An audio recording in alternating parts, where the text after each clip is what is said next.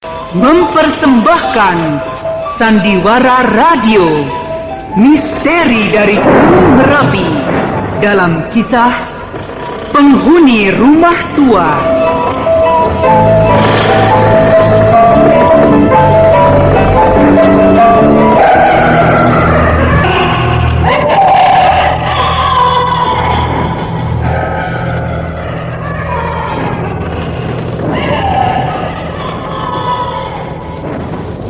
Naskah karya Asmadi Syafar dengan para pelaku: Bahar Mario sebagai Sembara, Eli Ermawati sebagai Seruni, Iwan Kamajaya sebagai Salihun, dan pembawa cerita Neni Sumardi. Kau itu Seruni? Iya, aku. Aku pikir siapa? Sampai aku tahan nafas. Ada apa? Aku seharian keluar pergi mencari Martian. Bertemu dengan dia? Tidak. Tapi waktu aku pulang kemari, aku diikuti oleh seseorang. Kau kenal dengan orang itu? Tidak. Tapi gayanya mencurigakan. Kau yakin? Iya, aku yakin. Mungkin itu dia. Biar aku lihat. Jangan. Bang Sembara belum sembuh betul. Nanti bisa berbahaya. Lalu, apa yang akan kau lakukan? Biar aku yang menemuinya. Tapi kan belum tentu yang datang itu orang yang kau maksud. Tapi kalau yang mengetuk pintu itu adalah orang yang ku maksud, kan bisa celaka nanti. Sudah, biar aku yang melihatnya. Hati-hati. Kau jangan ceroboh menghadapi orang yang belum kau kenal. Beres. Bang Sembara, diam-diam saja dalam kamar ini. Ya. Percayalah padaku.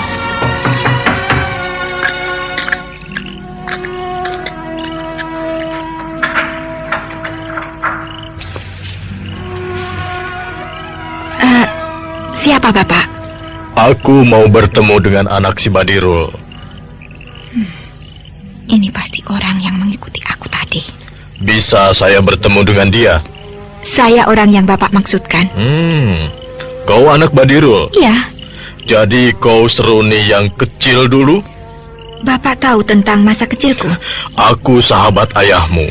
Kalau benar Bapak sahabat ayahku, kenapa aku belum pernah melihat Bapak selama ini? Aku memang sudah lama tidak kemari, sehingga sekarang aku sempatkan datang karena mendengar ayahmu telah mati dibunuh oleh Sembara. Bapak tahu tentang perkelahian itu? Kenapa tidak? Suatu perkelahian yang membawa maut bagi ayahmu. Boleh saya masuk? Aku ragu terhadap Bapak. Jadi sebaiknya Bapak tidak usah masuk.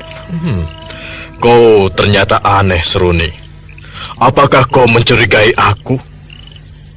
Apakah kau tidak percaya bahwa aku ini adalah sahabat ayahmu?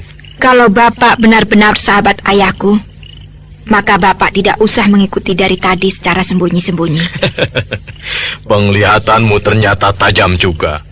Tapi aku mengikutimu seperti itu karena aku curiga melihat gelagatmu mengintip rumah orang malam-malam. Itu urusanku, bukan urusan Bapak. Baiklah, kalau begitu, aku juga akan mengatakan padamu bahwa aku mengikutimu juga adalah urusanku, bukan urusanmu. Lalu, Bapak perlu apa datang kemari? Aku datang kemari akan mengambil sebuah benda yang disimpan oleh ayahmu. Benda apa itu? Karena benda itu adalah mustika ular. Batu buruk itu? Ya, biar batu itu buruk, tapi dia adalah hakku setelah ayahmu meninggal. Aku tidak akan memberikannya. Semua yang ada dalam rumah ini adalah milikku. Jadi mustika itu tidak akan aku berikan pada Bapak. Seruni, sewaktu aku sama-sama berguru dengan ayahmu, kami telah berjanji bahwa bila ayahmu mati lebih dulu daripadaku, maka mustika itu jatuh ke tanganku. Begitu janji kami, Seruni. Dan janji itu diucapkan di depan guru kami. Tapi aku juga butuh mustika itu. Dan lagi, Bapakku tidak berpesan apa-apa padaku. Aku tidak bisa memenuhi permintaan Bapak. Ya, baiklah. Kalau kau tidak mau memberikannya, aku akan mengambilnya sendiri. Silakan Bapak coba. Tapi untuk bisa masuk rumahku, Bapak tidak bisa selama aku berdiri di sini. Kau anak kemarin sore mau main-main denganku? Sedangkan ayahmu sendiri masih berpikir untuk menghadapiku. Terserah Bapak mau bicara apa.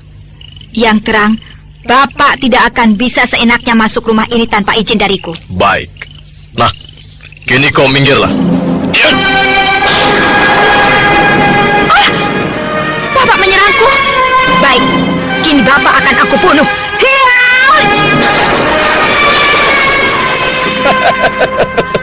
Kau hebat juga, Seruni. Pasti kau diajari oleh ayahmu. Tapi sayang, seranganmu tidak kena. Tapi seranganku ini tidak akan bisa kau elakkan. Seruni, tahan. Kau keluar juga dari kamarmu, Bang? Ya, dia itu berbahaya, Seruni. Aku takut kau mati di tangannya. Kau rupanya sembara. Hebat, hebat. 2 orang anak muda berlainan jenis hidup bersama di dalam satu rumah. Alangkah romantisnya kalian. Hei, aku tidak sebejat yang kau sangka. Kau Seruni, apakah kau masih mau mendekati orang seperti ini? Orang yang telah membunuh ayahmu. Itu urusanku. Pak Salihun, sebaiknya kau pergi saja dari sini sebelum kau kuusir. Hebat, hebat.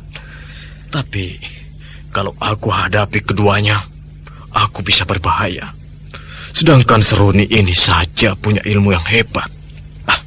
Sebaiknya aku mundur dulu. Hayo, kenapa kau diam? Baiklah Seruni. Aku masih memandang ayahmu almarhum. Aku akan pergi. Tapi pada suatu saat nanti, aku akan kembali lagi untuk mengambil hakku.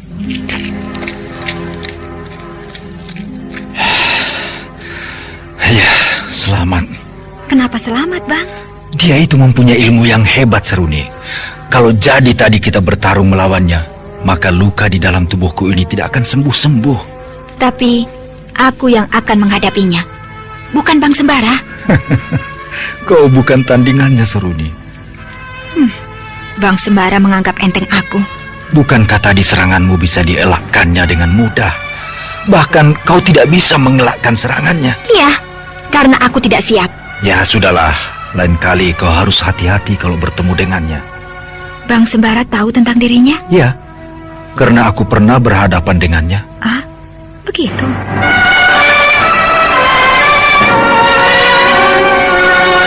Sayang, Salihun tidak tahu bahwa Sembara dalam keadaan masih terluka akibat bertarung menghadapi Badirul.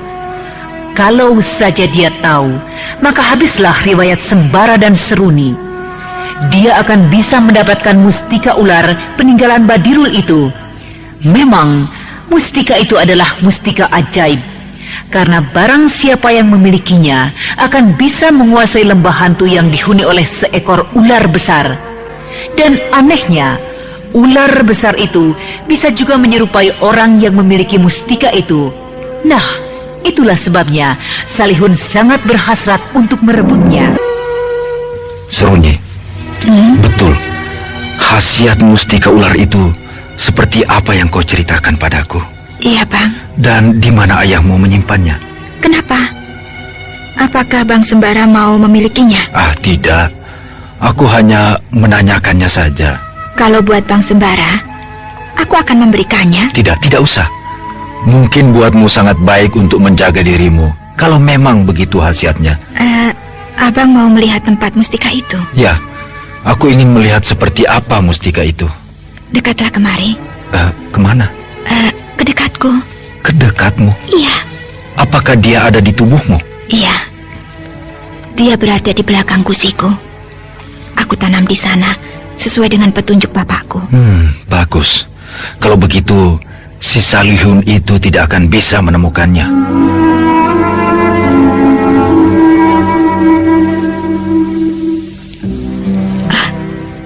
Bang Sembara mau kemana? Kok sudah berkemas-kemas begini? Aku mau berangkat dulu, Seruni. Aku harus mencari Mardian.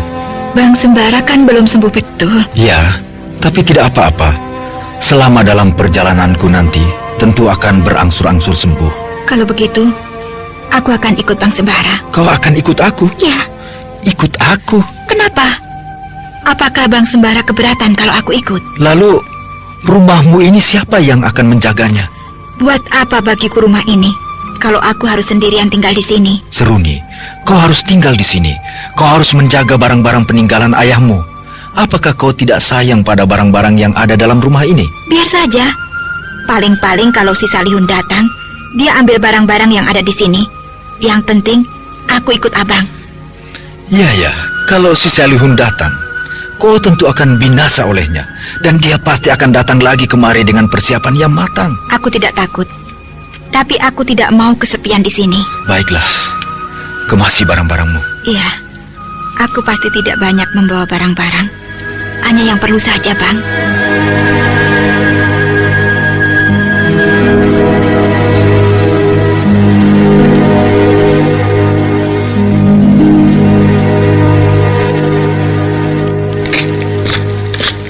Maaf Sembara, aku mengganggumu sebentar. Oh, Salihun, celaka. Kau terkejut aku datang? Perlu apa kau datang kemari? Kau terkejut rupanya. Aku tidak pernah terkejut melihatmu, Salihun. Aku hanya bertanya, kenapa kau datang kemari? Perlu apa? Sembara, kau sebenarnya sudah tahu apa maksud kedatanganku kemari. Nah, untuk itu aku harap kau tidak menghalanginya. Tapi tidak semudah itu permintaanmu aku kabulkan, Salihun.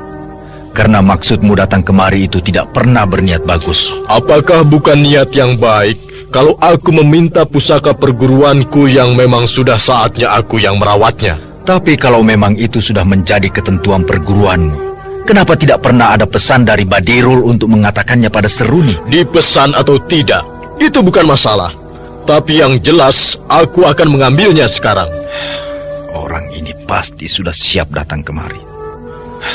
Aku harus hati-hati. Nah, minggirlah kau. Maaf, aku tidak berani mengizinkanmu masuk sebelum ada perintah dan izin dari Seruni. Kau jangan berlagak pahlawan, Sembara. Kau tidak akan mampu melawanku, karena aku telah tahu bahwa kau masih dalam keadaan terluka sehabis menghadapi Badirul. Luka yang memang lama untuk penyembuhannya. Jadi sekarang kau tinggal pilih, keselamatanmu atau kau tidak menghalangiku. Dia tahu keadaanku. Dugaanmu salah, Salihun. Justru aku sekarang dalam keadaan sehat. Nah, sekarang kau harus berpikir, kalau kau masih mencoba meneruskan niatmu, maka keselamatanmu akan terancam. Kau tidak usah membohongi aku, Sembara. Tapi kalau kau ingin cari bahaya, mari kita lihat. Baik. Apakah kau akan sanggup menghadang langkahku ini?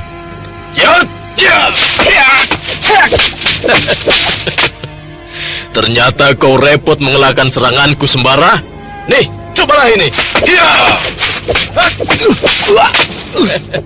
Nih lagi.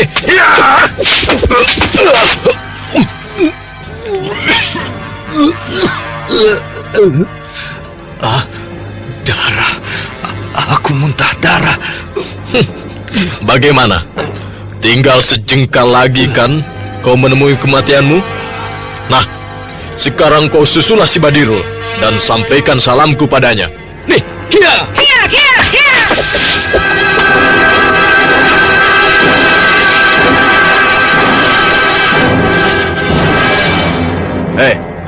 Kenapa kau menghalangi aku, Seruni? Kau curang.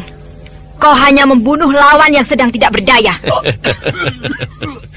Kau sebenarnya harus sadar, Seruni. Orang yang akan aku bunuh ini adalah musuh besar ayahmu.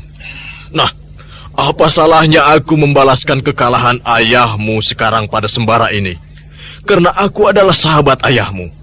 Karena aku dan ayahmu adalah kawan dalam satu perguruan. Itu urusanmu dengan bapakku. Karena sekarang bapakku sudah mati, maka kau tidak ada sangkut pautnya lagi dengannya. Kalau kau memilih jalan untuk membela orang ini, kau akan menyesal nanti. Percayalah, lebih baik kau bantu aku. Seruni, Bila orang ini bisa aku bunuh, maka tidak ada lagi yang akan menghalangiku. Juga sekaligus sakit hatimu terbalaskan. Nah, apakah kau tidak akan bahagia? Aku akan menolong membereskan harta-harta peninggalan orang tuamu, yang sebenarnya banyak yang kau tidak tahu dan belum kau ketahui. Terutama hal-hal yang menyangkut lembah hantu. Lembah yang dulu menjadi kekuasaan ayahmu. Cukup! Kini aku minta kau jangan mengganggu kami lagi. Silakan pergi dari sini. Orang tua yang tidak tahu diri. Kurang ajar! Kaulah sebenarnya yang tidak tahu diri, Seruni. Tidak tahu bagaimana berbakti pada orang tuamu. Setelah orang tuamu dibunuh olehnya, kini kau memelihara orang yang membunuh ayahmu. Sungguh keterlaluan. Ataukah kau telah kena sihir si pemuda ini, dan kau jatuh hati padanya? Aku akan memberikan pelajaran padamu. Ya! Kini perkelahian berubah arah. Tadi Salihun berhadapan dengan Sembara dan dapat merubuhkan pemuda yang memang sedang terluka itu. Tetapi kini dia berhadapan dengan Seruni yang sudah lebih waspada daripada pertemuan mereka yang pertama beberapa hari lalu, sehingga membuat perkelahian ini menjadi seru.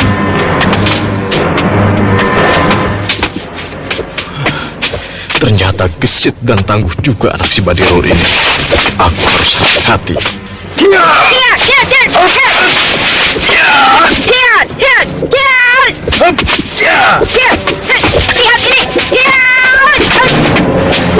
Salihun mulai serius dan hati-hati menghadapi Seruni yang memang sudah siap untuk perkelahian ini. Tetapi serangan Salihun yang bertubi-tubi datangnya membuat Seruni sulit untuk membalasnya. Dia mengelak dan mengelak terus sambil meloncat ke sana kemari. Dan Salihun mendapat perlawanan yang gigih dari Seruni, makin mempergencar serangannya, sehingga lagi-lagi membuat Seruni terdesak.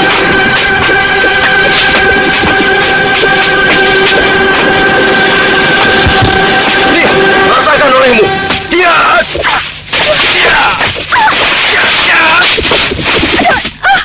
Nah, terimalah nasibmu seperti si Sembara. Ya! Sebenarnya, aku ingin menghabiskanmu berdua sekarang juga. Tapi aku harus mendapatkan dulu mustika itu.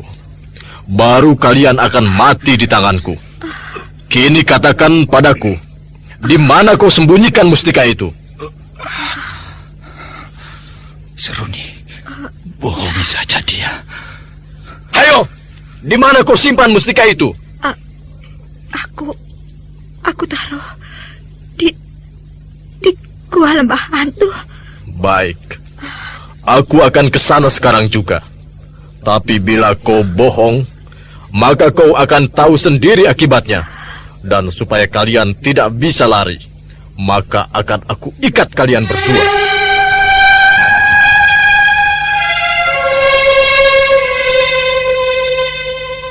Dengan semangat dan tergesa-gesa, Salihun mengikat Sembara dan Seruni berdua di dalam kamar. Kemudian kamar itu dikuncinya dari luar. Sebenarnya, walau tidak diikat pun, kedua orang itu tidak akan mungkin melarikan diri, karena keduanya dalam keadaan lemah akibat serangan Salihun yang tidak mengenal ampun itu.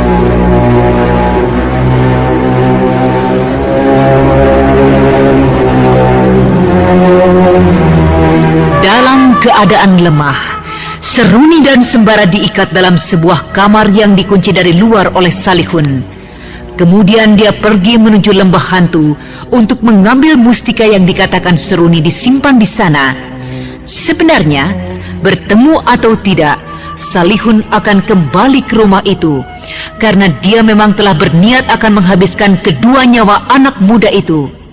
Hanya saja, kalau tidak bertemu mustika itu di lembah hantu, dia akan berusaha mengorek keterangan lagi dari Seruni. Kemudian gadis itu akan dibunuhnya. Nah, para pendengar yang berbahagia, bagaimanakah nasib Sembara dan Seruni? Apakah mereka dapat meloloskan diri dari bahaya maut yang sedang mengintai? Dan apakah Salihun bisa menemukan mustika itu yang sebenarnya tidak berada di lembah hantu? Demikian tadi telah kita ikuti serial Sandiwara Radio ini. Sampai jumpa esok hari pada waktu dan gelombang yang sama.